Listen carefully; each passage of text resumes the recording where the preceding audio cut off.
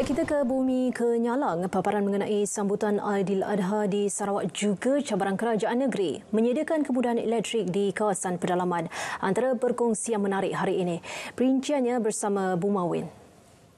Bu Mawin, silakan. Baik, terima kasih Nurul. Lebih 5,000 jemaah menunaikan solat sunat Aidiladha bersama Premier Sarawak Datuk Patinggi Tan Sri Abang Johari Tonopeng di Masjid Jamek Petrajaya di Kuching hari ini. Turut menunaikan solat sunat di masjid berkenaan, Menteri Pelancongan Industri Kreatif dan Seni Persembahan Datuk Seri Abdul Karim Rahman Hamzah, Setiausaha Kerajaan Negeri Datuk Amar Muhammad Abu Bakar Marzuki dan Timbalan Menteri Utiliti dan Komunikasi Datuk Dr. Abdul Rahman Junaidi. Solat sunat Aidiladha dipimpin Imam Besar Negeri Sarawak Datuk Mustafa Kamal Ahmad Fauzi dan seterusnya menyampaikan khutbah Aidiladha. Premier Sarawak kemudiannya menghadiri majlis korban perdana di Dewan Hikmah Petrajaya. Daging kurban diagihkan kepada 207 penerima terdiri dari golongan saudara baru dan asnaf dari sekitar jaran Astana. Baik, sementara itu Timbalan Perdana Menteri Datuk Seri Fadilah Yusof turut bersama umat Islam melaksanakan ibadah korban di Taman Sukma di Kuching. Bercakap kepada pemberita, beliau meminta umat Islam terus memberi keutamaan kepada golongan memerlukan dalam amal ibadah mereka. Bahawa Aidilfitri ini ialah untuk melambangkan pengorbanan di mana setiap kita berkorban untuk memastikan pengorbanan ini ialah bukan saja penyembelihan lembu itu, tapi yang penting ialah pengorbanan kita dalam wang, tenaga, waktu dan akhirnya kita agihkan kepada kumpulan-kumpulan yang memerlukan. Beliau yang juga ahli Parlimen Petrajaya memberitahu sebanyak 63 ekor lembu disumbangkan oleh Parlimen Petrajaya kepada 3 Dewan Undangan Negeri di bawah Parlimen tersebut iaitu Dun Satok, Tupong dan Semariang. Saudara, memenuhi keperluan asas rakyat di luar bandar dan pedalaman Sarawak bukan satu tugas mudah.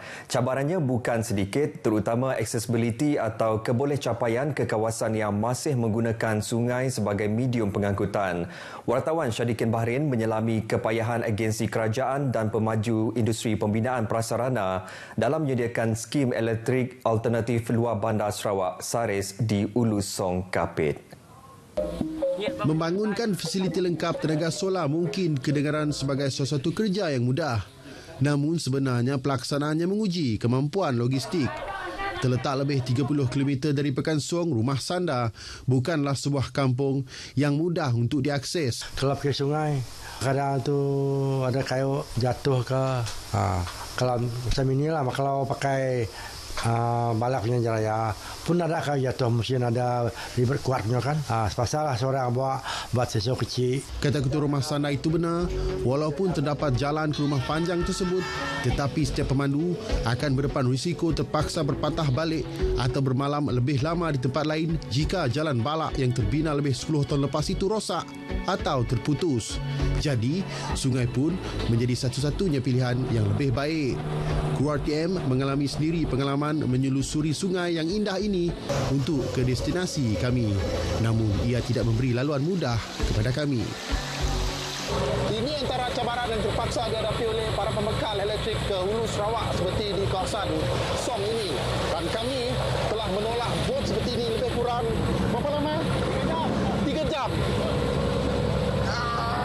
Perjalanan air ini sebenarnya mengambil 5 jam lebih untuk tiba di destinasi kami dan perjalanan seperti ini memerlukan lebih kurang 19 liter minyak petrol untuk bot kami yang menelan kos RM50. Beginilah situasi yang terpaksa dihadapi agensi pemaju yang bertanggungjawab memantau, membangun dan menyelia projek SARIS ini sehingga siap. Peralatan solar ini terpaksa dibawa melalui jalan sungai. Kampung-kampung di kawasan Sungai Musah tidak mempunyai, kebanyakan kampung tidak mempunyai akses jalan. Ini merupakan salah satu cabaran dari 540 projek SARIS yang dilaksanakan di seluruh pelosok Sarawak. Bagi kami, perjalanan ini satu pengalaman yang susah untuk dilupai, namun Bagi pemandu bot Jimmy Ingkong, ia adalah kehidupan. Air langkang susah naik hulu sungai. Kalau air besar, senanglah naik sini. Jimmy telah menjadikan kejayaannya mengemudi bot ini sejak lebih 30 tahun lepas dan akan terus berbakti sehingga perkhidmatannya tidak diperlukan lagi.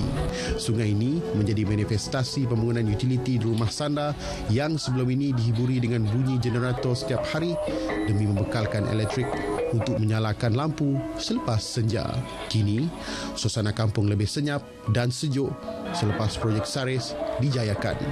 Syarikin Bahrain, RTM. Baik, projek pembinaan Jalan Sungai Bidut ke Kampung Sebedil sepanjang 22 km dengan kos RM105 juta dijangka siap pada Januari tahun depan. Timbalan Menteri Infrastruktur dan Pembangunan Pelabuhan Sarawak, Insinyur Aidil Lariwo berkata, pembinaan tersebut merupakan pakej A projek Jalan Sungai Bidut, Kampung Tutus, Kampung Sebedil, Kampung Bungan Kecil yang keseluruhannya sepanjang 38 km. Jelas Insinyur Aidil ketika ini kemajuan projek tersebut telah mencapai 71% siap. Bagi pakej B, projek itu pula yang melibatkan pembinaan jalan dari Kampung Sebedil ke Kampung Bungan sepanjang 16 km. Kerja-kerja pengambil alihan tanah dan reka bentuk projek telah siap. Seterusnya menunggu kelulusan peruntukan kewangan daripada kerajaan untuk dilaksanakan. Beliau menyatakan demikian ketika meninjau tapak projek di Sibu. Tambah Insinyur Aidil, projek jalan itu merupakan sebahagian daripada lingkaran jalan dari Sibu ke Igan. Projek pembinaan jambatan Igan yang sedang dilaksanakan ketika ini akan menghubung jalan tersebut. Sementara itu di daerah Lingga di bahagian Seriaman, cagang projek naik taraf infrastruktur pengairan dan saliran di kawasan Seduku telah dikemukakan kepada Agensi Pembangunan Seriaman SADA. Ahli Dewan Undangan Negeri Lingga, Dayang Noraza Awang Sohor, semasa sesi dialog dengan masyarakat di Kampung Agropolitan Pulau Seduku memaklumkan projek berkenaan melibatkan anggaran perbelanjaan RM68.4 juta. Jangan itu juga melibatkan kerja-kerja pelindungan tebingan sungai dengan kawasan seluas 330 hektar. Projek itu jika dilaksanakan kelak akan dapat mengatasi isu limpahan air pasang besar yang menjejaskan kawasan pertanian penduduk. Baik, saudara, perkongsian itu tadi mengakhiri berita dari Sarawak. Salam Malaysia Madani. Kita kembali bersama Nurul untuk berita seterusnya. Silakan Nurul. Bang Momen, terima kasih atas perincian dari Sarawak itu.